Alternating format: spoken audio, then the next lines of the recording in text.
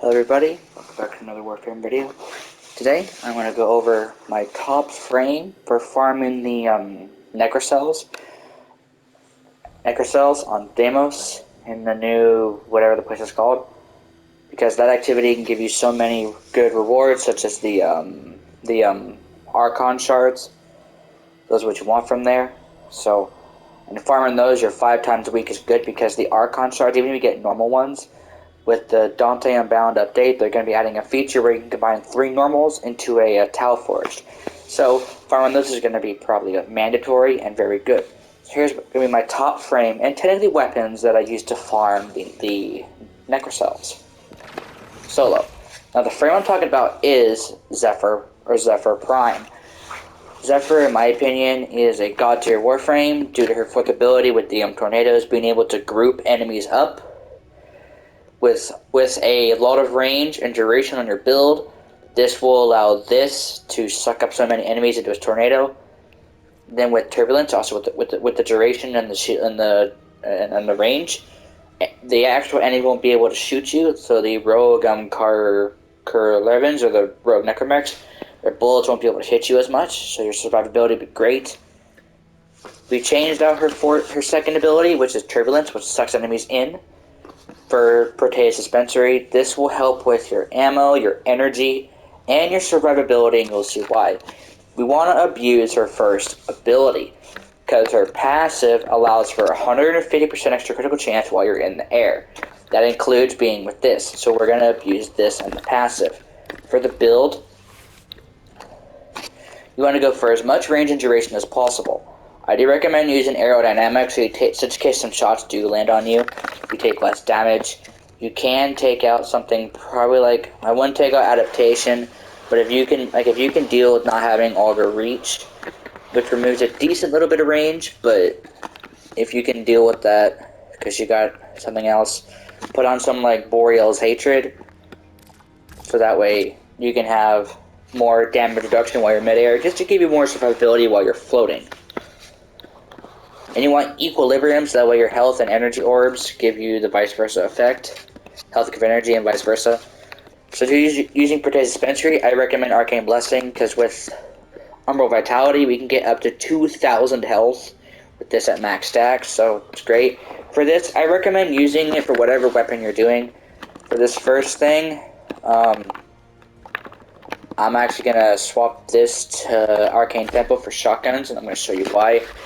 Number 1 weapon I like using for her is the Kuva Comb. This thing is amazing, and this build should be catered towards the new content, so the new place.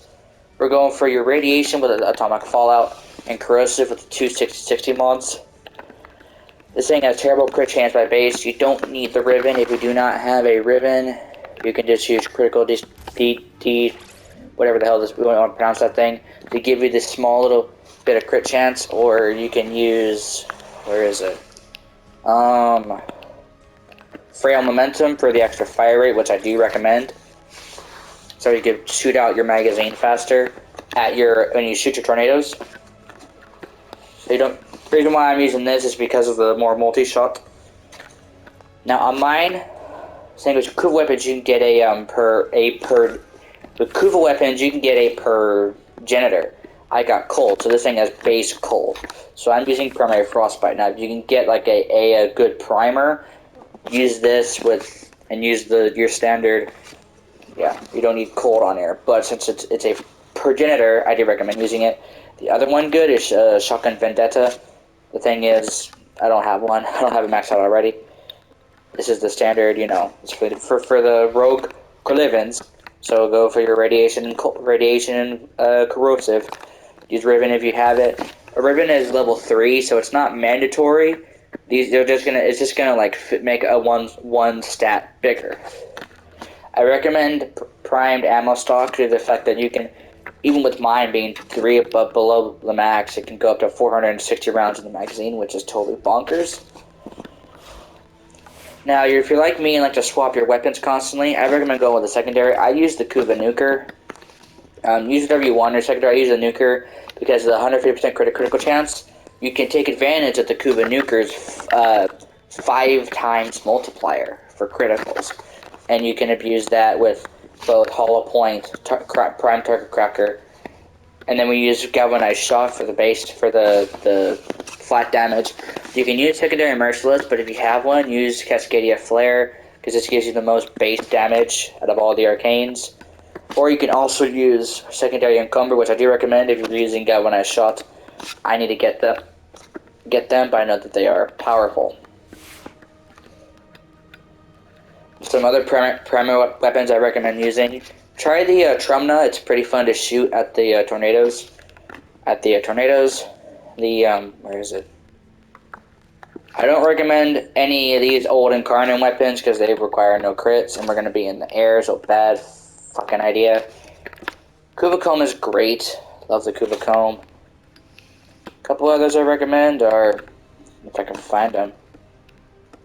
Where's the one I like using? You know when you need to find a weapon? I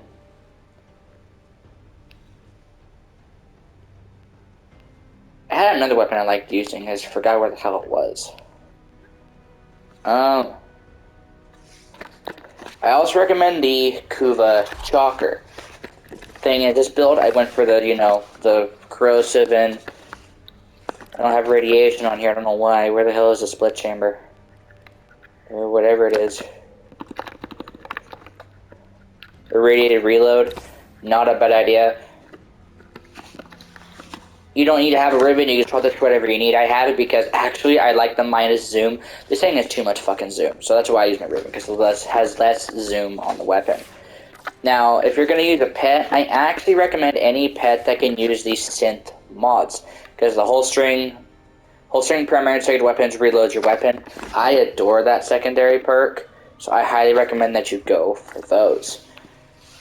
Now, for your Tau Forge shards, the only one I really recommend is, first of all, a yellow Tau Forged with casting speed. Her abilities do take a little bit of time to cast. Have one of these on, it'll fix all your problems.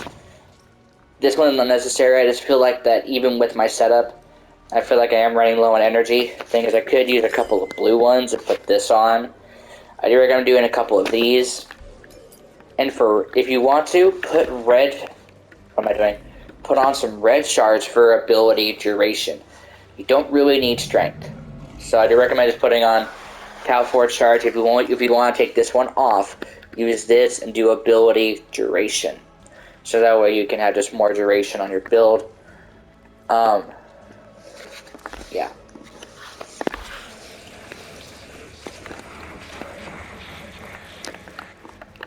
These are the main things I use to farm the Netracells on Deimos.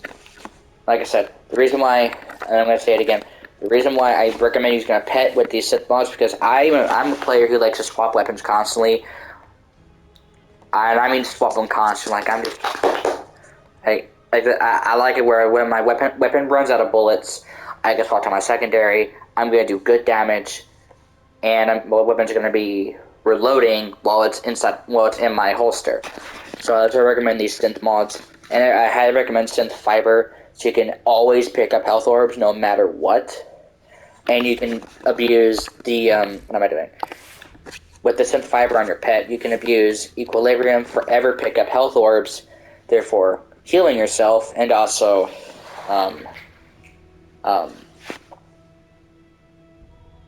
getting energy from those health orbs.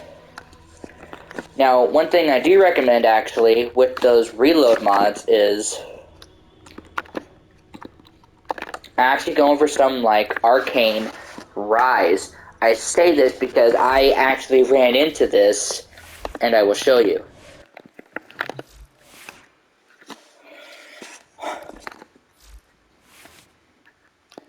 Now, as it states Arcane Rise, on a reload, your primary weapon does more damage. So, and also, the pet, the synth fiber, they reload your weapon, right? Well, look in the top right.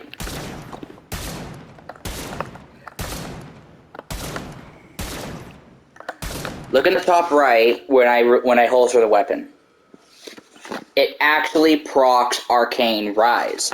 So those synth mods being on your pet and you put the synth mod on your secondary weapon when you need it, it will actually proc Arcane Rise. So you can proc the free damage buff for your primary weapon by literally just swapping to your secondary and letting the thing reload by default.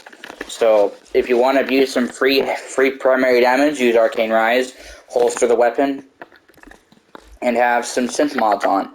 And if you can if you can find a slot, use some charge, it'll get the max stack of 15. You don't need it though. I wouldn't do that. So yeah, that is the build I've been using to farm the Netracells, like I said. And another thing too, do not use Zephyr's funnel clouds for flexibility. You create 8 tornadoes, but they don't suck up enemies where they suck them off the floor. So your crowd control is not as great if you use the augment. This is fun to see a lot of cute baby tornadoes, but I don't recommend it, period. If you don't want this, and you just want to like completely like blow your fucking load into an enemy, you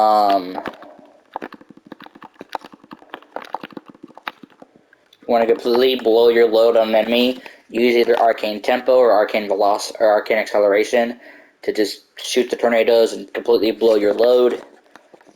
But use Arcane Rise if you plan to use a pet with these synth mods to abuse the free primary damage buff. And then use some type of secondary that you like using. I do like the Kuva Nuker. The Tenet Planks is also a good option. I don't have a good setup, but this is a good option. And like I said, Zephyr's passive allows you to actually mod your weapons differently. This already has a 44% crit chance. So you don't need a mod for crit chance. This is more or less the setup that you're going to be looking at when you build with Zephyr's passive. Because you don't need to build for crit chance, because the weapons are going to get 150% extra base crit chance just because you're floating in the air like a fucking bird like Zephyr is. So you can build more into the crit damage, potentially status chance if that's what you want. The thing is, the explosion, there's something to do with explosions, they don't do well with status chance. Look at somebody else for that. I'm not good with that type of stuff, but you can also put Hemorrhage on this weapon and replace for whatever you could prop it for. Probably this, because I'm pretty sure, because if you shoot the tornadoes and get an impact proc on enemies, you will get the splash procs, which are really nice for a gun like this, because the Tenet Planks packs a punch as it is. So I do recommend using something like this. Just use a secondary weapon that you like using, so that way you can abuse the Arcane Rise on your primary for your bird. Sure. And use whatever melee weapon you want. This build is not for melee weapons. Just use whatever you're comfortable with, so you can deal with shit easy. For this, the only one I can recommend is Unira for armor stripping, or necessary Zenaruk for the energy pulse and these well springs down here. So yeah. That is the build I use to do solo Netracells on Deimos. So yeah, hope you guys enjoyed the video. Leave a like, greatly appreciate it. And if you're new here, hit the subscribe button for more videos right here. For either gameplay, my opinions, tips are hopefully helpful, or just general gameplay you guys probably don't care about watching. See you on the next video. Peace out, love you all. Stay warm, stay healthy. See you on the next one. Later.